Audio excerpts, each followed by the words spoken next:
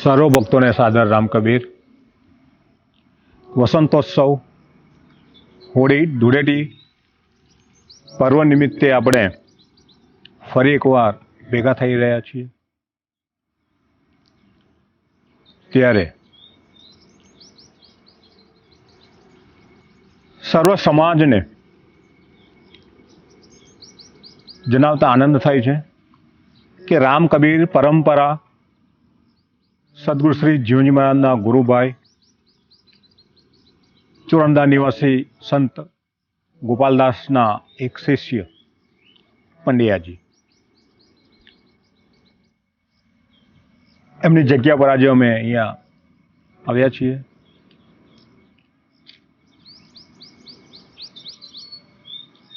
રામ કબીર પરંપરા એના પ્રારંભકાળથી એક અનોખી પરંપરા છે. આપણી પરંપરા પુરોહિતવાદના સ્વીકાર નથી કર્યો, તેમજ જાતિવાદમાં પણ માનતી નહોતી. પંડ્યાજી જેવા બ્રાહ્મણ પુરુષ કબીર વિચારધારાને અંગીકાર કરીને રામ કબીર પરંપરામાં એમને પ્રવેશ કર્યો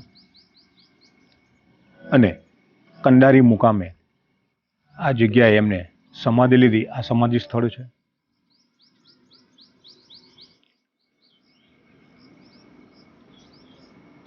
ઉદા ભક્ત રામ કબીર પરંપરા સદગુરુ શ્રી જીવનજી મહારાજે 1688 વિક્રમ સંવતમાં સ્થાપના કરી. આપણી પરંપરામાં વૈષ્ણવ પરંપરા અંતર્ગત આપણે હોળીના પદો ગાઈએ છીએ, હોળીના કીર્તનો ગાઈએ છીએ, પરંતુ આપણી પરંપરામાં આપણે બે જાતની હોળીના ગીતો ગાઈને આનંદ માનીએ છીએ. એક કબીર વિચારધારા અંતર્ગત નિર્ગુણ વસંત, નરસિંહ, સુરદાસ, મીરા જેવા અનેક સંતો દ્વારા લખાયેલા પદો એ જે સગુણ વસંત તરીકે ઓળખાયા, એમ આપણે નિર્ગુણ વસંત અને સગુણ વસંત બંનેનો સમન્વય કરીને આપણે આ કીર્તનો કરીએ છીએ. સદગુરુ શ્રી જીવનજી મહારાજે આપણને એક અનોખી પરંપરા બતાવી છે અને આપણી આ પરંપરામાં આપણે હોલિકા દહન નથી કરતા. આપણે હોલિકા દહનનો મહિમા આપણામાં બતાવ્યો નથી. શા માટે નથી બતાવ્યો? ઇતિહાસ ભલે જે વાર્તાઓ કહેતો હોય, આપણે વાર્તાઓમાં પડવું નથી. રાક્ષસી વૃત્તિ સામે વિજયને આપણે ઓળખીને હોલિકા દહન કરીએ છીએ. હિન્દુ સમાજ એનું દહન કરે છે. સદગુરુ શ્રી જીવનજી મહારાજે એ દહનની ક્રિયાને સ્વીકારી નથી. શા માટે? એવો સહજ સવાલ થાય. પુરાણ કથાઓમાં આપણે જાણીએ છીએ કે હિરણ્યકશિપુની દીકરી હોલિકાને આશીર્વાદ હતા કે અગ્નિમાં બળી ન શકે. પણ એક પ્રશ્ન અહીંયા હજુ પણ અનુપસ્થિત છે કે હોલિકાને આશીર્વાદ આપ્યા કોને? એનો જવાબ આપણી પાસે નથી. અને જો ઈશ્વર એને આશીર્વાદ આપ્યા હોય તો હિરણ્યકશિપુ એ તો નાસ્તિક હતો, ઈશ્વરને માનતો નહોતો. એ તો પોતાની જાતને પોતે ખુદ ભગવાન કહેતો હતો. તો એને આશીર્વાદ આપ્યા કોને? અને જો હિરણ્યકશિપુ પોતે આશીર્વાદ આપ્યા હોય તો એને તો ખબર હતી કે હું ભગવાન નથી. તો આશીર્વાદની જે કથા છે એ ભ્રામક છે. એનો આપણે સ્વીકાર નથી કર્યો, જીવનમાં સ્વીકાર નથી કર્યો. પણ આપણે એમ માનીએ છીએ કે એક ભલી ભાલી ભોળી કન્યાને એના મનમાં એમ ઠસાવી દેવામાં આવ્યું કે તું ખૂબ ચમત્કારિક છું, તારી પર આશીર્વાદ છે, કૃપા વરસાવેલી છે અને તું અગ્નિમાં બળી શકું એમ નથી.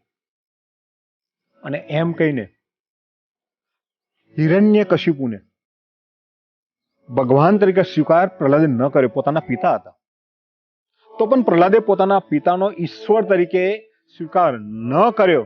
આ કારણસર હિરણ્યકશિપુ પ્રહલાદને મારવા માટે અગ્નિમાં સળગાવી દેવા માટે તૈયાર થયો, પણ નાનો પુત્ર બેસે નહીં એટલે સાથે હોળિકાને બેસાડી. આ એક કથા છે. કથામાં સત્ય શું છે આપણને ખબર નથી, આપણે જાણવું પણ નથી.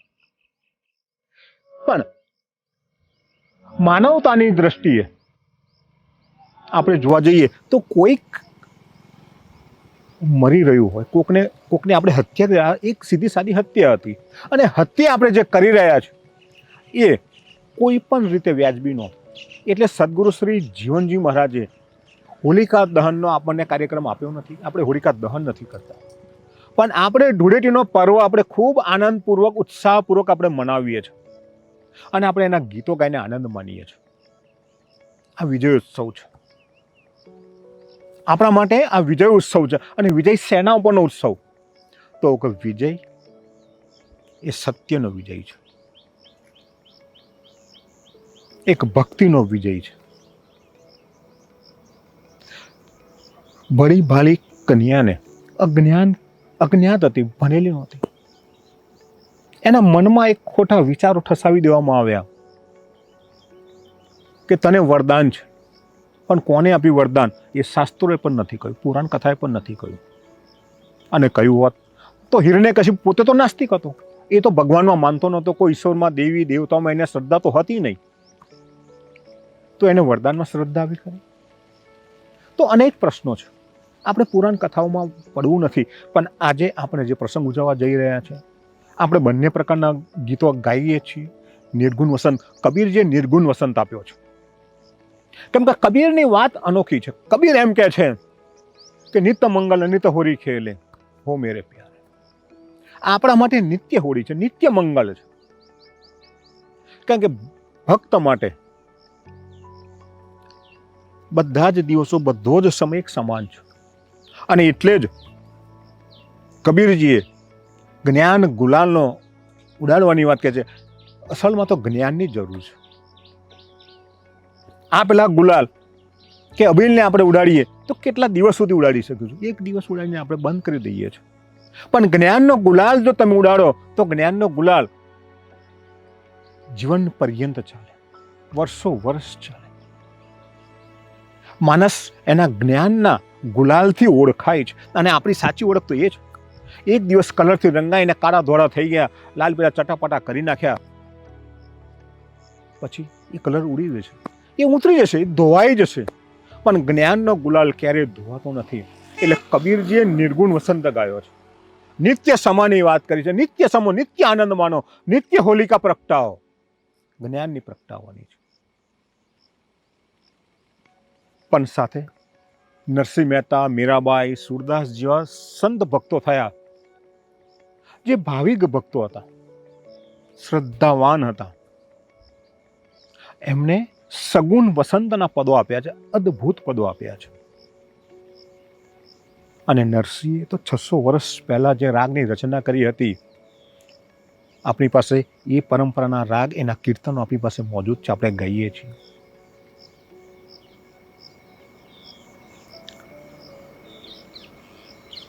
મારે જે કહેવું છે આજે કે આપણે આ જે પ્રસંગને ઉજવી રહ્યા છીએ એ વિજયોત્સવ છે.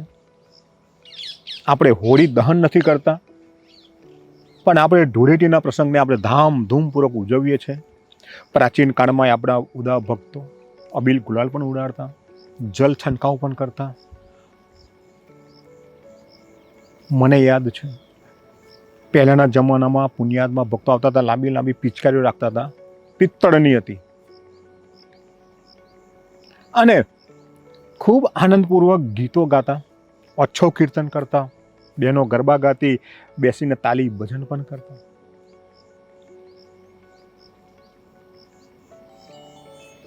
આજે આપણે કીર્તનો ગાઈએ છીએ, ઓછો કીર્તન કરીએ છીએ. આ આપણી ભક્તિ, આપણી આસ્થા દર્શાવે છે. આપણી એ મૂળ પરંપરા આ પરંપરા છે. સમૂહ કીર્તન ભક્તિની પરંપરા છે. અને આ ઉત્સવ એ આનંદનો ઉત્સવ છે. મનુષ્ય પોતાના જીવનમાં નિત્ય આનંદ મગ્ન રહેવું જોઈએ. અને ભારતીય પરંપરા નહીં પણ વિશ્વની પરંપરા એ ઉત્સવ જનપ્રિય પરંપરા છે. માનસ માત્ર ઉત્સવ જનપ્રિય છે. ભારતની બહાર પણ લોકો આનંદ માટે કેટલા કાર્યો કરે છે. સ્પેન જેવા દેશમાં ટામેટા ઉત્સવ આવે છે. લાખો ટન ટામેટા રોડ પર નાખી દેવામાં આવે, એને ગોળીને કચડીને એનામાં આરોટીને લોકો આનંદ માને છે. તો માણસને આનંદ જોઈએ. ઉદા ભક્ત રામ કબીર પરંપરામાં સદગુરુ શ્રી જીવનજી મહારાજે આપણને આનંદ મેળવવા માટેના અનેક પ્રસંગો આપ્યા છે, અનેક કીર્તનો આપ્યા છે. પણ આપણે વ્યક્તિગત એકલા આનંદ નથી માનતા. આપણા સમાજની આગવી પરંપરા છે કે આપણે સૌ સમૂહમાં સાથે મળીને આનંદ માનીએ છીએ. પણ છેલ્લા 1 વર્ષથી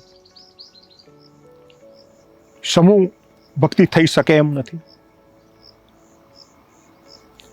આપણે સૌ ઇન્ટરનેટના માધ્યમથી મળીએ છીએ. તો આ પણ સમૂહ કીર્તન ભક્તિનું એક અલગ સ્વરૂપ છે. અને એ રીતે આપણે આપણા આનંદને વ્યક્ત કરીશું કે સમૂહ આખોએ આપણી સમક્ષ ભેગો થયો છે, સમાજ ભેગો થયો છે, અને કદાચ હજારોની સંખ્યામાં ભક્ત ભાઈઓ પોતાના ઘરે બેસીને પણ આપણે એકબીજાને માનીશું, જોઈશું, આનંદ કરીશું. તો આ પ્રસંગ જે છે એ વિજયોત્સવ, એ આનંદનો પ્રસંગ છે, ભક્તિના વિજયનો પ્રસંગ છે. અને આપણે સગુણ અને નિર્ગુણ એમ બંને પ્રકારના ગીતો ગાઈને આનંદ માનવાના છે. અમે બધા જ ગીતો તો આપી શકીએ એમ નથી, ભજનો ગાઈ શકીએ એમ છીએ નહીં. પણ તમે જ્યાં પણ બેઠા હોવ, જ્યાં પણ હોવ, ત્યાં આપની પાસે તો કીર્તનના પુસ્તકો હોય તો ઘરે બેસીને, ન આવડે તો વાંચીને પણ એનો આનંદ માનજો. જરૂરી નથી કે આપણે એના બધાના રાગ આવડતા હોવો જોઈએ, આપણે તાલ આવડતા હોવો જોઈએ, અને આપણી પાસે વાજિંત્રો હોવો જોઈએ, કાંસી મૃદંગ હોવા જોઈએ. વાંચીને પણ એનું મનન કરીને, એનું ચિંતન કરીને પણ થઈ શકે છે. કેમ કે કબીરની જે પરંપરા જે છે એ તો નિર્ગુણ વસંતની છે. એમને તો નિર્ગુણ જ્ઞાન આપ્યું છે, અને જ્ઞાન એનો પણ એક અદ્ભુત આનંદ છે, એનો મહિમા જ અલગ છે. તો આપણે આ વસંતોત્સવને આપણે ઉજવીશું.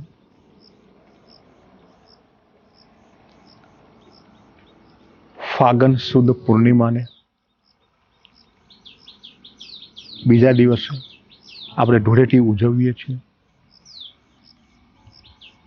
તો આ વિજય ઉત્સવને આપણે સૌ સાથે માનીએ, મળીએ, વાગોળીએ. આજે પંડ્યાજીના ક્યારે આવ્યા છીએ, બ્રાહ્મણ પરિવારમાંથી આવતા હોવા છતાં કબીર વિચારધારાને એમને સ્વીકારી, એમને કર્મકાંડોનો ત્યાગ કર્યો, બાહ્ય પૂજા વિધિઓનો ત્યાગ કર્યો, અને રામ કબીર પરંપરાને અંગીકાર કરી સ્વીકાર કર્યો. એ જ બતાવે છે કે રામ કબીર પરંપરા એ જાતિગત પરંપરા નથી, એક વિચારધારા છે. રામ કબીર એ પ્રવાહ છે, રામ કબીર એ વિચાર છે, અને આ વિચારધારામાં કોઈ પણ વ્યક્તિ જોડાઈ શકે એમ છે.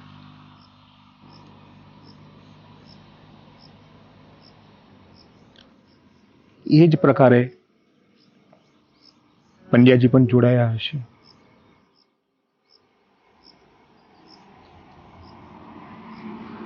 આપને પુરોહિત વાદનો સ્વીકાર નથી કર્યો, અને એક વ્યાખ્યા આપી દો કે હિરણ્યકશ્યપુને આપણે નાસ્તિક કયો છે, પણ વૈદિક કાળમાં નાસ્તિકતાની વ્યાખ્યા જુદી હતી. કે વેદ નિંદકા નાસ્તિક, જે વેદનો સ્વીકાર ન કરે એ નાસ્તિક કહેવાય.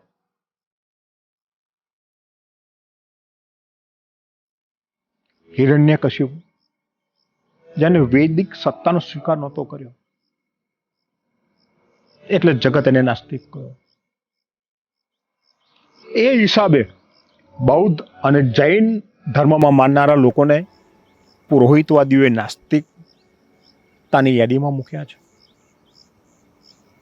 આજે નાસ્તિકતાની વ્યાખ્યા બદલાઈ છે, આપણને ખબર નથી. ઉદા ભક્ત રામ કબીર પરંપરાએ વૈદિક પરંપરાનો સ્વીકાર નથી કર્યો.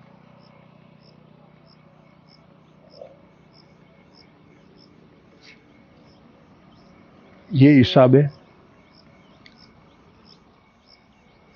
આસ્તિક અને નાસ્તિકની વ્યાખ્યા કરવી એ મુશ્કેલ થાય છે. પંડ્યાજીએ વૈદિક સત્તાને ત્યજીને ઉદા ભક્ત રામ કબીર પરંપરાનો સ્વીકાર કર્યો. ગોપાલદાસના શિષ્ય બન્યા અને એક સમયનું રામ કબીર પરંપરાના પ્રચારનું કેન્દ્ર પણ બન્યું છે. અને આ પરંપરા આગળ લાંબી નહીં ચાલી, અહીંયાથી અટકી ગઈ હશે. પરંતુ એક સમયનું આ આપણા અસ્તિત્વનો પુરાવા આપતું આ સ્થાન છે કે આપણી પરંપરા ગુરુ ગોપાલદાસજીએ એના પ્રચારમાં કચાશ નહોતી મૂકી. આ એક વિચારધારા છે, અને વિચારધારા એ પ્રવાહ હતો, અને જેમને પણ એમને લાગ્યું, યોગ્ય લાગ્યું, એ બધા જોડાતા ગયા, આવતા ગયા. અંતે જીવનજી મહારાજ આવ્યા અને જીવનજીમાં જે ઉદા ભક્ત રામ કબીર પરંપરાનું એક વિશાળ વટવૃક્ષ ઉભું કરી દીધું. આપણે સૌ એની છત્રછાયા હેઠળ એકત્રિત થયા છીએ. ત્યારે મતાંતરો, કોઈ વાદ વિવાદને બાજુ પર મૂકી આપણે આપણી પરંપરા શું કહે છે એને સમજવાનો, જાણવાનો નિષ્ઠાપૂર્વક પ્રયત્ન કરીએ. અને આપણી પરંપરા તો ગુજરાતભરમાં ફેલાયેલી છે. આપણા સમાજ સિવાયના બીજા સમાજોમાં પણ ફેલાયેલી પરંપરાઓ છે. તો એનો પણ આપણે નિષ્ઠાપૂર્વક અભ્યાસ કરીએ અને સંનિષ્ઠ બનીને મૌલિક વિચારધારાને આપણે સ્વીકારીએ, સમજીએ. એ જ અભ્યર્થના સૌને સાદર રામ કબીર.